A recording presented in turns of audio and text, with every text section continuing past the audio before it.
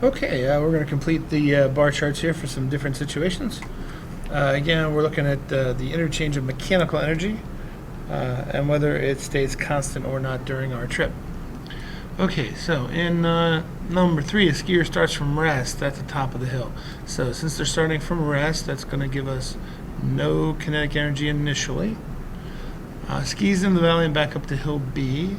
The skier utilizes her poles to propel herself along the snow, changing her mechanical energy. The initial state is on A and the final state is on B.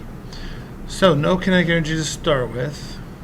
Note that hill B is lower than hill A, so the potential energy final will be less than the potential energy initial. Now if we wanted, we could call this height equals 0. I'm not going to do that. I'm going to call the lowest point down here height equals 0.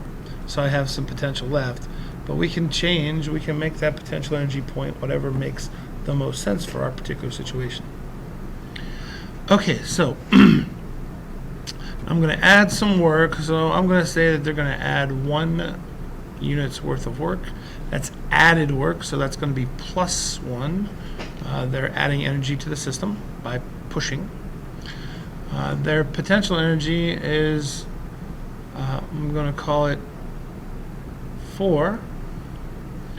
Okay. Now the total energy on the left-hand side of the system is 4 plus 1. All right. That means the total energy on the right-hand side of the system needs to also end up being 4 plus 1. It needs to end up being 5 total. The total on the left has to be equal to the total on the right of this arrow. Now, in terms of potential, it looks like it's about half of what we had before. So that's going to make us 2 units of potential. Now, 2 does not equal 5, so we have to make up for that. And in this case, the way we make up for that is by having an increase in kinetic energy. 3 plus 2 equals 5, 4 plus 1 equals 5. That's going to do it. The only one that we really could cross out here was there's no initial kinetic energy because we're starting at rest. There is some positive work this time because we're adding energy in with the poles. There's some kinetic energy because they're going to be moving as they reach the top of hill B. And there's some potential energy at both points. Okay, number 4, Hot Wheels car starts from rest at the top of the incline, rolls down the incline through a loop and along a horizontal surface. The initial state is at rest, so our initial kinetic energy is going to be 0. So that's going to be 0. At the top of the hill, and the final state is motion at the bottom of the hill. Friction and air resistance do have a significant effect on the car. Now, what that means is we're going to have some negative work done by the friction and the air resistance.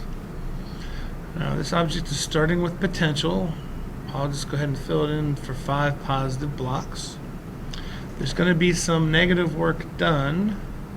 I'll call it 2. That's an arbitrary choice on my part. But it should be some kind of amount of negative. Now, 5 plus a negative 2 leaves us with 3 total. Now, at the bottom, we don't have any potential left. If we assume this is height equals 0, then there's no potential left. Now, I need 3 blocks in the positive, so that's going to have to come from kinetic energy. So, 3. So again, 5 plus a negative 2 gives us 3 total blocks left. That's our total mechanical energy. And then on the right-hand side, 3 is our total mechanical energy afterwards when we're done. Okay, so now we're going down into a dip and up to a situation that's not quite as high as it was before. Again, they're using the poles to propel themselves. We're going to ignore the effects of friction and air resistance. Since we're ignoring friction and air resistance, then the work done can be canceled out. Friction and air resistance would be the external forces that would either would take work away. Oh, sorry, it's not. That's wrong. I forgot about the propelling. There's no negative work done, but there is some positive work done because they did say that they were propelling themselves. So we're going to have some positive work. he uses his poles to propel himself. So we're going to need a little bit of positive work. The initial state, the skier is on top of the first hill, and the final state is in motion on the top of the second hill. He is moving at the top of the hill. So we're going to need kinetic, we're going to need potential. They're not on the ground, so we're going to need kinetic, and we're going to need potential. So again, we're going to call this h equals 0. This height is about twice the initial height is about twice as much as the second height. So picking numbers here, I'll say that he's moving slowly, 1 unit's worth of kinetic energy, 1 bar. We're on top of the hill, so I'm going to call that 3. And then they're propelling themselves, so I'm going to say they're also going to do 1 joule's worth of work over there. Now that's 5 total. Means I'm going to need 5 total on the right. Now, if I say that the hill is about half as much in terms of its height, then we're looking at about 1.5. Now over here I had 1, 4, 5 total. I have only 1.5 so far, so that means I'm going to need 3.5 bars to make it add up to 5. Again, 5 was the total amount of energy. We had to keep that the same on both sides of the arrow. Okay, last one here. Ben Laborin applies a force to push a crate from the bottom of the incline to the top at constant speed. The initial state is motion at the bottom of the hill, and the final state of the crate is motion at the top of the hill. Ignore frictional effects. Okay, so we're ignoring frictional effects. So it's just gravity that's keeping the box from speeding up.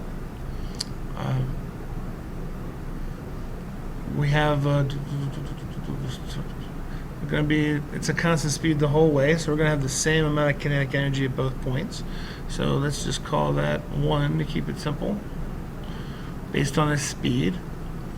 The potential energy at the beginning, if we assume that we call this particular height equals 0, then they have no potential energy at the beginning, and they are going to have potential energy at the top.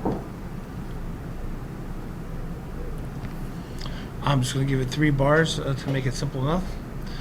Now, that 3 bars of potential had to come from somewhere. In this case, it comes from the effort of Ben Laborin. He's going to do 3 bars worth of positive work to push that object up the hill. Now, the object doesn't speed up, so none of his energy goes into making the velocity increase, but it does make the height increase. So total energy, initial energy on the left plus any work done here, the additional work, gives us this increase in height. 4 on the left, 4 on the right. The one that is 0 and that can be canceled out from the beginning is, I can call that bottom spot 0. Now from the picture, it's not on the ground. I could have called that height 1 and then called the other ones like height 4 and just change it around that way. But that initial potential energy reference line is really your choice. So whenever possible, keep it simple and make it height equals 0 someplace where it helps to get rid of some bit of potential energy. Okay, so that's one way you can keep track of the mechanical energy in a system. A bar chart is a nice way to do that. I'll show you a couple of different ways using the energy skate park as well, and that'll be it for this idea.